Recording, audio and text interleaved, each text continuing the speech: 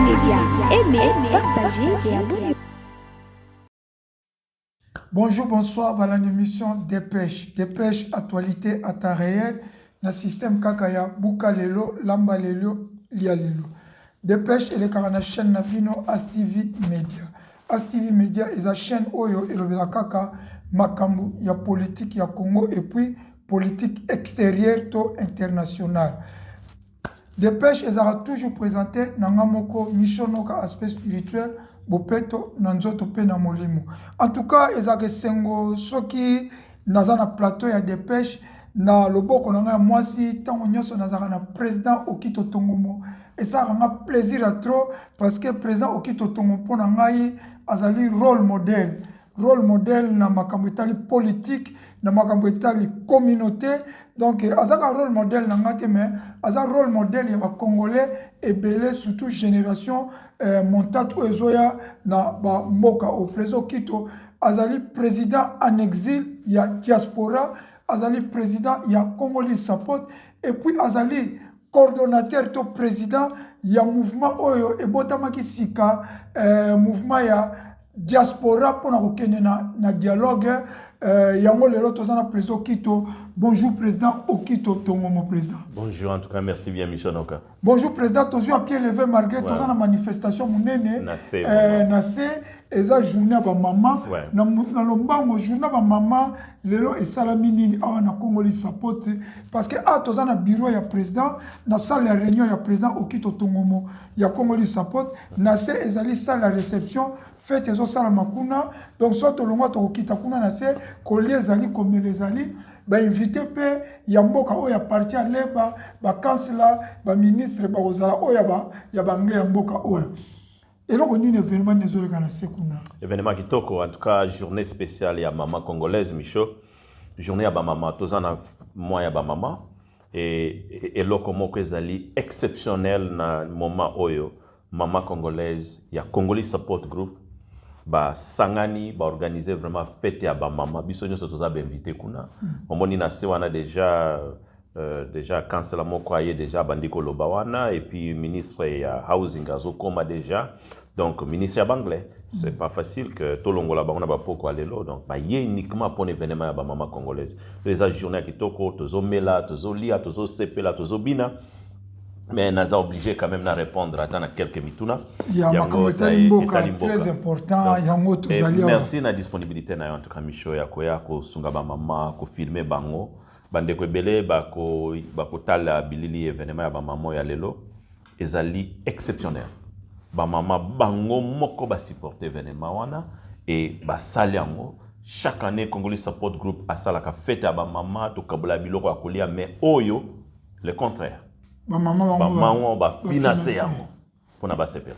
Merci mingi ba maman ba financer et loko na ko président awa lelo na siège ya Congolais Support na Woolwich ezali pona makambo etali ba refoulement ya ba congolais parce que na yambaki président Okito Tongomo na mikoleleki akumisaki gouvernement ya président Tshisekedi ndenge baboyaki ko signer ke ba refoulaka ba congolais te mais rebondissement esalami gouvernement a ko signé yango tozongi awa président Okito akumisaki bango baboyaki ko signer et loko ni sali ke rebondissement salama gouvernement ya président Tshisekedi ba signer ke ba koma ko refouler ba congolais mais avant na nuana tola na moi extrait oyo ya mission to salaki tola na moi extrait mission to salaki ndenge o félicitaki gouvernement ya président Félix Tshisekedi ndenge baboyaki ko signer tolanda.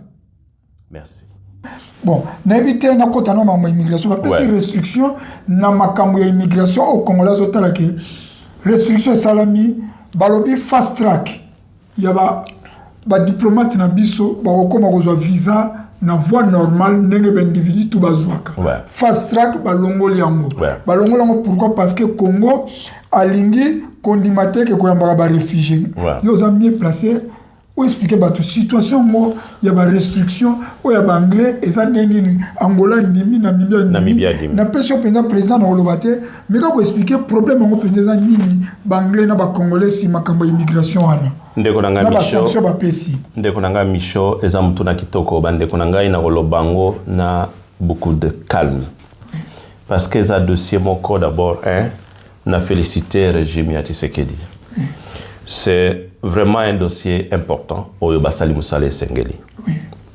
Banglais bazolinga bazongisa bato na bamboka na bango bato bayaki ko na mboko yo ko senga asile bayeko senga protection bato wana baza régi par la convention à Genève baza déjà na ba âge adulte baza koya na ba famille na bango baza koya ba nation na bango moko bolimbisa bato wana bayesi ko na mboka oyo ndenge baye na France et partout mais Royaume-Uni ko na pression makasi ezali parti na ngai nazali membre ya Labour Party nayebi ke nazali na exécutif naza parmi bato to votera ba loi ya parti nayebi ke même na loi ya parti tango ezaki voter na koyebisa bino te il y a eu quand même vote salamaki mais nazaki parmi bato nazaki d'accord na loi wana te mais loi wana soki elekaki donc c'est sûr que bato a droit de l'homme bazo condamné yango d'abord bande konangi fo ebele bayeba et soki gouvernement ya Tshisekedi soki baboyeli bango ba visa je suis prêt na aider bango na ko aider bango parce que je connais ce qu'il peut faire bakozongisa ba droit na bango. Merci Nasi Bolandi, président Nayope Tolandi, Nengo Kumisaki Bango, mais pourquoi rebondissement et salami que le gouvernement a son assima, n'a pas pression ya banglais, a comment signé, ba comment refoulé, ba congolais. Voilà la première question. Si on répond à nos questions, balamoko, et là on dit que ça là, pour nous bloquer que ba congolais ba zongate, na moment oyo. Michel, en tout cas, merci parce que bande konanga belé ba moni, évidemment c'est salami dans le mois de décembre. Oui. Gouvernement Tshisekedi Tshilombo et je vois qu'il y a quand même prudence ndenge ba pays nyonso ya monde salaki ezala ka Congo te ba pays nyonso parce que banglais basengaki bazongisa batu nyonso na bamboka na bango oyebi ke mboko ezali ya kopambola makasi bayamba batu na bamboka ebele ministre na biso ya home office aza parti na ngai même ministre azo ya lelo ya housing toza parti moko donc tozo solo la makambo même en coulisses donc Tshilombo s'est amusé de notre peuple c'est vraiment quelqu'un qui ne comprend pas il n'a pas biso le romo ba congolais belé ba yebi angote mais ba américain baza un peu inquiet bazo sala deal na mutu ndenge nini azo koka ko honorer parole na été na mois de décembre au mon émission on a Tshilombo na gouvernement nae ba boyaki balobi to koyamba bato wana te ce qui était un raisonnement légal et ça là qui raisonnement moko a félicité et je les ai encouragés j'ai apprécié ça mais na lobaki yango même émission on moko landi na lobi soki ba kopesa bango pression pour ngana za na kati ya système na yebisa bango so ba kopesa bango pression ba banga te ba consulter ngai na yebi eloko ni na ko sala pona sunga bango na yebi ke ba ko koka pression ba anglais na yebaki yango yango moni na lobi na émission wana que non soki ba pesi bango pression ba consulter ngai na yebi te qu'est-ce qui est arrivé donc ezala qui vraiment prévisible que c'est quelqu'un qui ne maîtrise pas comment protéger le peuple congolais peuple na biso azali exposé na mois de décembre aux positions moko ezala qui clair et puis na mois de février pression ba pesiye oyebi na mesa kuter moko même na bando solo la même na conseiller ministre ya immigration na ibisi na lobby mais qu'est-ce qui se passe albio kito sorry tozwa ki décision wana na ba pays nyonso et décision tolobaki ezalaki ko threatening bango ezalaki ko bangisa bazwa ki décision te que bozongisa bango ndima bato na bino ke soki boboyi ko ndima bango to ko pesa bino visa accéléré visa express o ba pesa bato gouvernement oui ba Tshisekedi wana bango nyonso donc likola visa na ye comme il aime voyager likola visa na ye a exposer la vie de notre peuple et ministre même à lobby que non ezali décision te to lobaki te que to pesa te to bangisi kaka et ba bangisi ba pays nyonso. Et l'unique pays oyo le kolo ya ko banga ya ba threatening message ba bengisi kaka a libéré ba déporter ba congolais ba ba victime. Et na ko yebiso que depuis 2007 Congolais support group azo travailler makasi pona ba congolais moko taza déporté à Zonga Congo.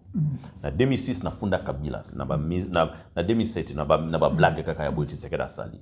Et na sengere ba ndeko nanga ba congolais ce n'est pas un dossier to pasuka motema. Et d'ailleurs, ndenge tozolo baboye, ba congolais déjà ba bandeko ba membre Congo support moni na utopesa témoignage a utiko kene na côte ba PC Mukanda, il y a réfugié. Au kutu devant juge Azoloba, homme office ya kiwana zo ibisa juge Alobi, président na bango a signé bazonga. Mais membre Congo support a ibisi etala biso to changer déjà hymne national ya Congo. Biso to zali ko telemela la justice pona ba congolais. Oyo bozo ko travailler na ye wana ayebi ata volonté à peuple congolais te azondima ba congolais bazonga likola visa na ye. Qu'est-ce que le home office a salinine a pesi membre à Congo support mukanda ya ba réfugié. Et on va continuer toko port. Déjà tozan na ba dans évidence ya kitoko. Yango na sengi ba ndeko nanga ba congolais. Droit nangana yo il faut to revendiquer yango. Nous avons des régimes oyo batu ba yebi valeur ya peuple congolais te. Mais ce Tshisekedi Tshilombo ne comprend pas que azawana pour le peuple congolais. En tout cas, Michaud n'a sepeli parce que yozana ba évidence. Oyaki awa bande konanga ba congolais boye ba été soki bozana un président de la République. Oya zo yeba intérêt à peuple était azo visa intérêt na eloko la visa. Déjà ba américain baza même inquiet. Comment ba ko signer ba accord na quelqu'un qui n'arrive pas ya ko besoin position moko ferme. Dans le mois de décembre, au lobby non, dans le mois de février, parce que bakopime le visa pour lâcher via les Congolais. Ils ont fait ça vraiment déshonneur, mais dans Sony, Makambo, ils ont fait ça dans Sony. Mais pourquoi le président Félix, partout dans le monde, même dans Katia Congo, surtout dans la partie de l'IDPS, balobi baza toujours bato ba chanzara lelo, balobi boye, lobi balobi boye. Exemple, mon opesa, Tomoni Kabuya, alobaki ke Kabila za partenaire na biso, muto ko respecté, mais Tomoni Kabuya, o Kabila comme Rwandais, Kabila Rwandais, mais pourquoi bakoka ko maintenir na position de bango liboso te toujours basaka toujours changement. Lack of consistency in politics is dangerous. Oui. Ce qui bozali ko mboka za diriger na ba muto za consistante. Oui. Dans le politique, c'est très dangereux. Oui. Ozomona parce que ezali ko dénigrer mboka. Ezali ko pesa sa même valeur na yo mutute. Ozomona que tu n'es pas un vrai politicien.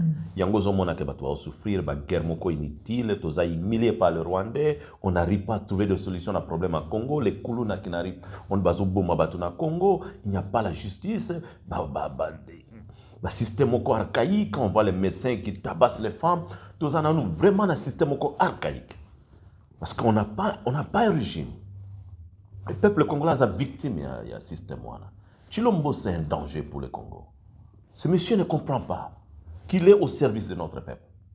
Et intérêt à peuple congolais, il faut y sacrifier Yango. Constitution à Géraki, qui doit servir le Congolais. Il doit protéger notre pays. Intégrité à Mboka Izate, sécurité à Congolais Izate, il est là pourquoi? Michel, il est là pourquoi? Bon, n'invite A pas. signé pour ne déporter les Congolais Nicolas visa naï. Mais c'est quel genre de leader? Mais Toyoki balobi babo yomutoza umbrella. Congo support pour nanga na ozo umbrella. Il y a protection, il y a ba Congolais na mboka oyo. Partout. Miki obazo senga exil na kata UK. Partout. Oza umbrella, eza reconnu. Mutu nyonso boka exil awa soka zu mukanda protection eza Congolais support. Ben oui. Mais eloko ni boko sala ke po batu bazonga te. Michel Tobandi déjà Moussala Kitoko parce que biso tozali organisation moko tozali conflictualité to respectera ba clergé to respectera ba sango to fingera ba sangote et eza culture moko congolais faut azala nango donc tozo travailler si qu'on a ba clergé na ba pasteur ba tunyonso tozala ensemble dans le moment où mboka na biso ezali mis en jeu parce que ba congolais bazali il faut bazala protéger. Et eloko ezoleka awa soki to salango makasi te bande ko na biso na France et Belgique ba ko subir même sort même en Europe mobile. Ezala rapport ezala en Europe. Soki ka anglais ba réussir ici. Donc eloko tozo sala pone sala maté to utiliser procédure moko ya likolo makasi. Marche ezate nanyo yo pétition online ezate. Pour nani bobo marche na pétition. Non parce que ezali procédure moko ko après. OK. Omoni ezali d'abord ezali lokomoko ezali ko dénigrer valeur il y a expression il y a liberté d'expression ezali très dangereux pour na ceux qui to kena ngona marche il faut tous vraiment ba détail nyonso ya likambo d'où to bandi na procédure moko ya malamu qu'est-ce qu'on a fait tozo bana d'abord ko consulter ba député britannique nyonso bango nyonso bazala saisi que biso ba congolais toza saisi il y a un président de notre pays a signé te bazong sa ba congolais likola visa nae et ba député wana ba ko komela immigration ba ko komela home office a ko répondre ba député wana pe ba député wana ba ko répondre biso que tala makambo home office alobi yangoyo to consulter ba to droit de l'homme to consulter ba to human rights watch to consulter ba to refugee council to consulter ba to il y a au Conseil des Nations Unies pour les réfugiés. Tu consultes une Joint Council for the Welfare for Refugees. Tu consultes à peu près 15 organismes. Et qu'est-ce qu'on a fait avec ces gens-là? Tu consultes la communauté, les juifs et les autres. Déjà, tu as vu pour les juifs. Ils sont déjà équipe d'avocats. Ils ont un numéro de téléphone. Si les Congolais ont une détention, bien un problème, consulter Bango rapidement, consulter Congo Support. Déjà, on a bien avancé, on est très bien organisé pour ça. Qu'est-ce qui va se passer dans la deuxième étape? Deuxième étape, c'est aller lokoyo. Ok, toko ba maison avocat, tous ils ont déjà réponse à ministre. Ministre tant va répondre biso que non. Déjà tous en a réponse à ministre parce que dès qu'on a biso auto samba, au mon fils aloba qui déjà au ministre azokanis. Alors bino président na bango, gouvernement na bango et sengi bazonga. Oui. Heureusement, on a déjà ça. Donc tous a quoi accumuler ce comme évidence wana. Ministre tant va répondre en haut. Tous si que ba évidence wana est comme consistant. On va prendre ces évidences et qu'on démontrer peu expression au peuple congolais que non, et l'oko et salami ezali ko violer les normes internationales et la précaution à protection humaine ou ezolo la convention à Genève que mutuana a droit à la protection et n'ambokano sazali. Donc je crois qu'il y a un problème dans Tshisekedi. Bazo comprendre les normes internationales comme il faut. Il s'amuse avec le peuple. Yango zomona na Congo, de pareils gens dirigent le pays, c'est grave. C'est grave, il n'y a pas d'avenir pour notre peuple. Oui. Donc, qu'est-ce qu'on va se passer? Ce qui est aux réponse, on va, deuxième procédure, ce qui ministre à s'excuser. Ministre à s'excuser, il y a homme office, ministre anglais. Il faut aller que non, en tout cas, nous allons travailler na ba irresponsable na mbuka na bino bolimbi sangai. Il faut aller bayango que na kanisa ki bazaba président, mais na moni te bazaba irresponsable. Donc, au loco, biso tous en évidence que le droit de l'homme est athée. Tous en a ba rapport nous. Le ministre doit s'excuser. Ce cas s'excuser, tu es dans le tribunal. Et dans le tribunal, tu es il faut que ça biso. Évidence, c'est au bazana ngo que Congo la zone na Congo. Donc il faut que ça évidence ni ce qui bazana ngote. Donc ce qui bazana ngote, tu as un avantage belé salamandenge salama en 2007 que ba pesi ba Congolais ne mikanda. Merci mingi bapesi ba Congolais mais na koloba mingi na majorité gouvernement Félix Tshisekedi o ezali en place na Congo ba ministre na ye ba député na ye na parlement na gouvernement même na ba fonction publique majorité ba ba benga ba DG ba mandataire public to benga bongo majorité soki to 100% 80% baza ba réfugiés. Bah oui, baza même sous baza statut ba réfugié. Bah sous baza même na double nationalité. Majorité ba boka pe ngunda. To boy ko tanga ba kombo na bango. Mais na ko tanga ka ya Félix Tshisekedi mo baza ki réfugié. Yemo kaza ngunda. Yemo kaza ki ngunda na Belgique. Mais pourquoi yemo ka ki ko senga exil ba protéger mais pourquoi na tour na ye a commis contre ba protéger bande ko na biso na ko kene mo eloko moko eza moi ba Congolais basaka moi eloko moko ya Mobutu tant Mobutu aka na Belgique kala to éviter soki ezaki ya solo Mobutu abi singa uju pesa bana nkanda bakwa ngunda Mobutu abi singa uju pesa bana kanda bakwa ngunda donc la kisike ezaka ya solo pona kombo ya ngunda bima mkolwana singa uju pesa bana kanda bakwa ngunda comment Mobutu bakwa ngunda continue mais Mobutu alingaki te bazongisa ba Congolais à l'époque Mobutu alingaki te bakwa ngunda na kombo na mais Mobutu alingaki te bazongisa olobi eloko ya mutu ya président ya Pakistan à répondre immigration. Ministre Nabiso Siko ya Home Office. Azali Pakistan. Président Pakistan à répondre Home Office ka ndengo lobi waki. Alobi ba Pakistano bazakuna po ministre asengi ba Pakistanais bazonga pe. Bazonga pe. Président Pakistan nazana rapport na ye IBC Home Office alobi batwana bazakuna na mboka na bino. Ba ye pona basenga protection na bango. Makambo zolo banange talinga ite. Bodi na bango boso na bango. C'est comme ça un président. Obi que tant vous avez sanga histoire ya Tshisekedi ndengazala ngunda et les autres. Nous avons le danger que l'on court. Les Cambo bat congolais bele ba mona umuke. Nazo mona ba msusu pe ba ole kana ba réseau président Kito makamulino zolo ba na monique il y a un problème msusu ba zebi attaque otanga te peut-être. Rapport wana za na domaine public. Au moningai na za na deux domaines. dans un domaine privé secret dans un domaine moko public oh ceux qui n'ont pas banabino bo un domaine public oui. donc ezali déjà aucun na ba internet au monde nango bon na mutu mususu alobi président ko sama comme peut-être il y a un problème pay à niveau il y a ko comprendre que valeur ya peuple na biso fait la respecter yango zo mona même ba évêque ba ko pesa ba rapport na makamba mboka Tshisekedi a signé na ba américain pour 100 ans ba musu ba uti atembe. Il y a des rapports, ils allaient vraiment tout respecter quand même, bande Konabiso, tout respecter Mbokanabiso. Nous, quand on parle comme ça, moi je parle pour mes frères congolais, mais je parle pour les gens qui n'ont personne. Et dans mon intérêt à Congolais, dans mon intérêt en Haïti. Et avant ya koloba ba bêtise, il faut beaucoup réfléchir.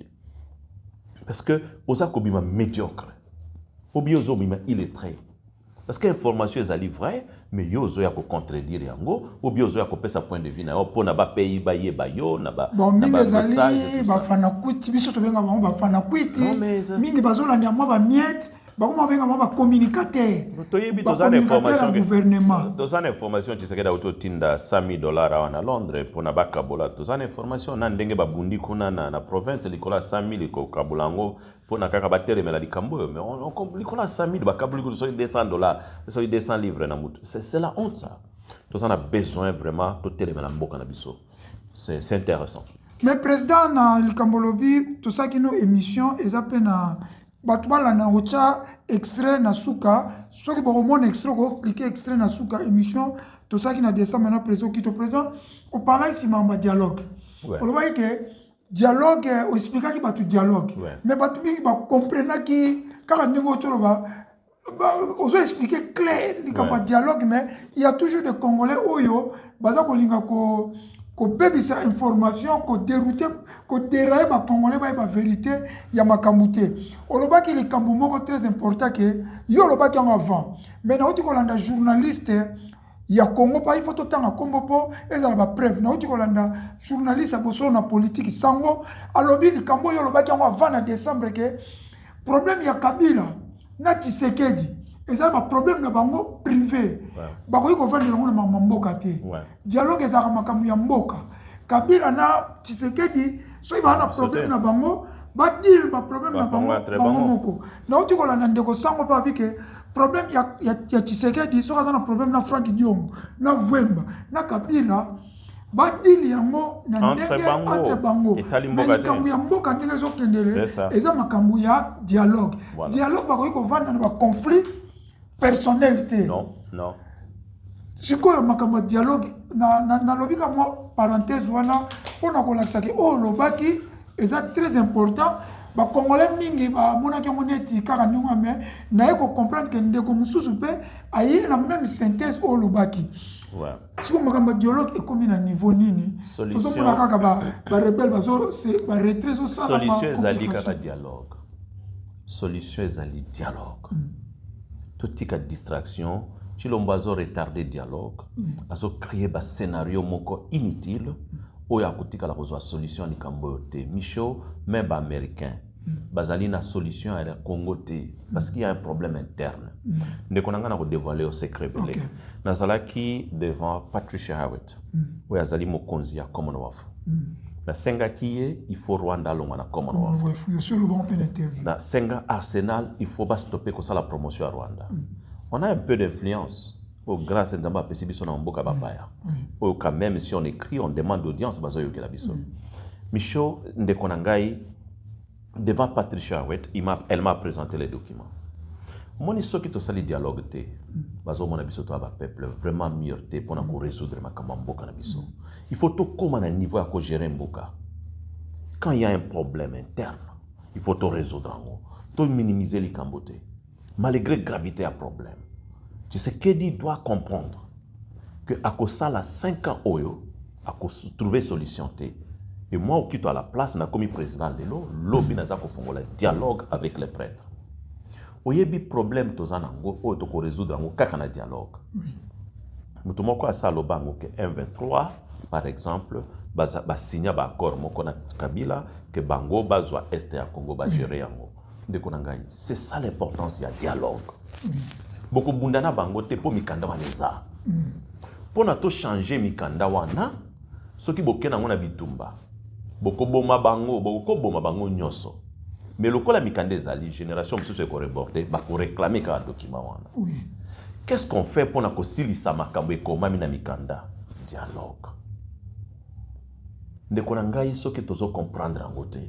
Ezosenga vraiment école primaire ou bien une base. Parce que dans l'andana ba ministre, on ne peut pas dialoguer avec ces gens. Il faut trouver solution na likambo ekomama na mikanda ndenge nini. Parce que le papier existe. Oui. Les documents sont là. Oui. Pour trouver solution à document, il faut qu'on fasse un abattoir na kentala, makambo bosigna, ezalaka na Kabila, c'est vrai.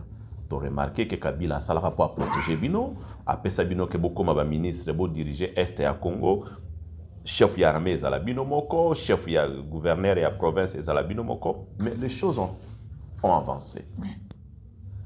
To comme si qu'on a problème il y a temps. Et là qu'on est ça la makana dialogue. Et là, on a beaucoup de bangwa parce que les gens ont précédé l'expérience de dialogue. Ceux qui sont Congo, ils ont besoin d'aide. Nous assistons à un dialogue et belé en Angleterre. Nous allons former dans l'université, dans le leadership à niveau l'école, puis nous allons l'akissango, nous allons comment trouver des conflits internes, des conflits externes. Nous allons ceux qui sont Congo, ils ont besoin d'Alissungi. Je suis prêt. Ou ils ont la télévision, ils ont bassesse. Permettez-moi. Ce que vous avez dit, c'est que les Cambodges ont une solution à dialogue, ils ont une solution. Même si c'est qu'il doit être bien encadré. Tant que vous avez un dialogue, mais solution est nini. Oui. Okoboma nanga, permettez, c'est moi mon soin. Okoboma soki nani wana soki bakenga, wilingomba kufi. Na ebisio. Après même 5 ans. Bamsou bakobima po document wana ezali. Et au résoudre les cambotés, au ticket liba génération de problèmes. Mais ce qui te fandeli, to tie signature ya sika. Que les camboyo et koko salama boyete et salama boy. Et ces gens-là acceptent le dialogue. Oui, puis devant américain même anglais. Na kwa ebiso ministre na biso akozala wa on a pourquoi. Mukolomo na zo solana ya ebisinga lobby. Okito, why don't you go help your country? This is a shame. Eza soni. Albe eza soni. Pona inozo kendo sunga mboka na yote. Makambo ezo leka na mboka na bino, eza malamu te. Et même ba américain bazo koka yango te. Ba congolais bele ba comprendre yango te na dévoiler bino lelo. Et na loba que tout ça la dialogue depuis 2023 permettez. Pour na kenda na ba messa secrète na découvrir makambe belé na yebisi ba ndeko na ngai to sala dialogue rapidement guerre ezalate ava gome ko ya bazana na bunanganda. Et on devrait terminer cette histoire. Michaud, il y a un problème na niveau ya souplesse politique na Congo. Boko kene na guerre na likambo etali guerre te. Bozo boma ba congolais boza humilier mboka bozo pesa ba rwandais pouvoir ya kosakana na biso ya humilier biso. Et au comment on a battu sur la télévision, il y a quelqu'un qui a une mission de détruire ou quoi? On a une mission de détruire. Président, en tout cas, fait des alliés à ma maman, na retourno mutuna, bon on a beau dialogue. Président Félix Koutalima, il n'a pas une solution à la solution. Mais solution. Bango lobby solution à Bango, changement à la constitution, qu'il neige ou qu'il pleuve, constitution et qu'on change jamais, Bango bande la compteur à 0. Il faut pas payer ça président Félix. Ba mandat na zwaki ezaki na constitution ba paya. Siko il faut pas ça la constitution à sika. Ba pesa président Félix abana mandat ya sika. Likambo za siko ezo bunda na Congo, tout le monde ba fayu ba olobelango, ba politicien ba olobelango. Yo po so lobela ki on peut to émission mais comment va insister kaka ke nous avons un dialogue sur le matin pour le moment ça changement de constitution au kolobani pour l'amour. Tous à la prudence parce que aux hommes de konanga ils attestent. Wana bangle ba benga politique, ils attestent politique. Bona ndeko na biso chilombo. Ils attestent ya parti na et test ya vision politique na bango. Azali mwana moko auti na parti moko ezalaki ko prôner liberté d'expression na démocratie. Toyebi kazo reçu liberté d'expression te azo ko violer ba norme belé to moni ba parti politique bazali poursuivi ba député bazako boma bango tozomona vraiment ba groupe moko bazako se former na Congo pona kotia batuma à l'aise Azako maîtriser liberté d'expression, azo maîtriser paix droit de l'homme, plus grave encore, bazo tester sur la stabilité politique en Mboka qui a changé la constitution. Il est entouré de gens qui n'aiment pas le Congo. Ce qui a meké le Koana, ils ont dit disparition de l'histoire à IDPS. Permettez, c'est pas mon souhait. Oui, ce qui va meké ko changer constitution. IDPS est Kubunga. Président, au moins ni n'a pas ce exemple. Est-ce que les autres le belaka MLC non, MLC Al-Mumba, Mouvement National Congolais. Oui, et l'Obama a sauté. Abakoya Papa Kassavoube, l'Obama a sauté. Parti à Papa Kabila, Naïbi Sousata Komona Gote. Nizaki Afdel peut comment CPP. Et l'Obama a sauté, Nganaibina Kombo sauté.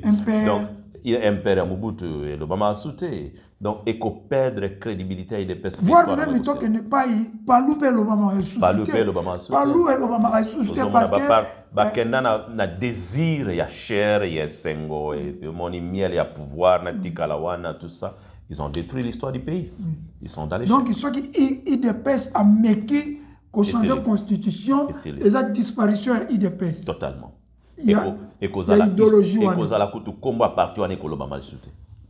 Mais par contre, il y a des forces qui ne savent pas si Kabila a qu'on change la constitution Simbakité. Mais pourquoi on va dire Kabila a une nostalgie à pouvoir. Au moins, on a comme Lukeska à côté là. Donc, s'ils essaient, ils seront dans l'échec. Moi, je crois que Ezali nécessaire. Kabila Mekaka, Oyobatma Koufaka et Simbaté. Mais pourquoi on va dire que Kabila est Simbakité, mais on va insister à changer la constitution. Bah, qu'on réussir. Le peuple a de l'autre côté, va réussir pour peuple on dirait comme un mou. Non, mais peuple a la parole, peuple a la parole parce qu'ils ont étouffé. Donc, dengue zawana, peuple a la parole. Bazo kene na ngone étouffement, bazo salango sans désir à peuple. Alors nazo promettre que bazo kene échec. Merci mingi bazo kene échec président to komi presque na ko chité. To moni Coupe d'Afrique eleki e koza mutuna suka ceux qui posent en moko na tunyo to ko baksa. Coupe d'Afrique eleki Sénégal a gagné, Baké na côte, Maroc a fondé na côte, ça la rebondissement salami que Babotoli Margué va ça la pile, mais selon justice en Bosso, il faut Sénégal a sa coupe, ils ont na Maroc, Sénégal a sous champion d'Afrique 2025 et comme Maroc champion d'Afrique 2025. Attaque sportif. Nazo souhaité vraiment malchance c'était na Sénégal, mais en tout cas, ils allaient couper à Maroc. Sénégal a bimaki na terrain, bah quoi que ça les locaux na terrain. Selon des bimaki na terrain. Parce qu'ils allaient des allaient qui forfait. Ils allaient forfait. Mais l'arbitre pourquoi tu vas continuer? L'arbitre des en a faute. Faute des arbitres, mais normalement il fallait pas bimaki na terrain. Ko bimaki na terrain ça forfait.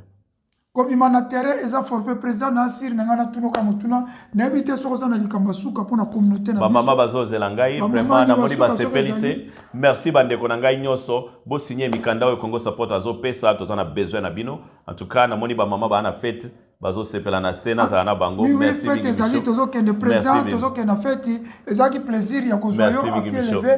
Merci en tout cas ça plaisir na mbaki président. Ah, merci, Ming. C'est fait. Maintenant, je suis fait. C'est bon. Merci, merci, Ezalaki, émission moko spéciale que vous présentez. Oui, il y a des réfugiés congolais. What happened? Les réfugiés na Congo, le gouvernement, il y a président Félix Tshisekedi qui a signé. Ton équipe qui a avis sur le changement, il y a constitution, fait, il y a dialogue. Il y a émission dépêche, actualité à temps réel. Mais il faut bien faire, Ezali. Pourquoi vous avez fait? Il y a les lots. Dépêche, ok. Toujours présenté. Nous avons beaucoup de aspect spirituel. Nous avons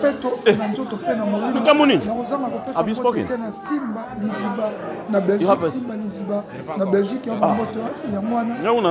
papa, petit papa. We have to dance with women. Yeah. Oh, together, yeah. Sorry. Il y a eu un mois modeste Kalala. Tu as déjà parlé? Mais quand on parle quoi dans la parole? Il faut zonger les sous ma solo il y a politique. Alain Conga, Alain Conga la France n'a pas sur le mot de toi. Bon histoire donc les grands ambassades. napesi bamota to na bosani te die noka mobutu. En tout cas s'abonner na chaîne na bino As TV Media awa tolobelaka politique soki bomoni na lati teni oyo elatama kaka mpona makambo etali politique yo non soki nano s'abonner te papa Selio yayo bambote yango wana père Kofi na Londres napesi yo bambote papa Selio na France napesi bambote champion Mohamed Ngambe yayo mpe bambote yango bato nyonso bamission noko aspect spirituel bopeto na nzoto mpe na molimo tenyokakamakamufanga te tenyokomakaka mpona makambo etali politique ya mboka ana As TV Media tolobelaka politique ya mboka bato bazoloba ke natiki politique nakoina sport te. As TV eza chaîne ya télévision. Tu vas même pas printer, tu vas prendre. Eza chaîne ya télévision. Demande. Lokola ba BBC. Les deux c'est pour comment ça peut. Omona okuta BBC News. Okuta BBC Sport. Okuta BBC boye. As TV pe ezali lokola ba chaîne ya télévision nyonso. Néanmoins, Sky Sport News, Sky Sport News, Sky News, Sky Sport, Sky Racing, donc ils ont un je crois qu'il doit avoir des micros. As TV est étatité, ils ont société registrée dans le monde anglais. As TV est As TV Limited. Registré, numéro de registration dans le monde anglais ezali. As TV ezali compagnie registrée dans le Congo. Ezali registre en commerce. Ezali chaîne ya télévision. Ezali chaîne ya utilité. Il y a un moment où la branche belé, tous en As TV découverte. Tu n'as pas besoin de tout le monde. Tous en As TV sport ou est-elle makamia sport. Question de faire l'événement. As TV Media on a la technique. Faut même pas avoir peur. Politique. En plus de cela, nous avons As TV News, donc As TV Movie, Ezali, As TV Competition, Ezali. En tout cas, tu as dit que la caméra dit de la justice, la caméra pour la lélo, tout ce qui a là-bas. As TV Media, aimez, partagez et abonnez-vous.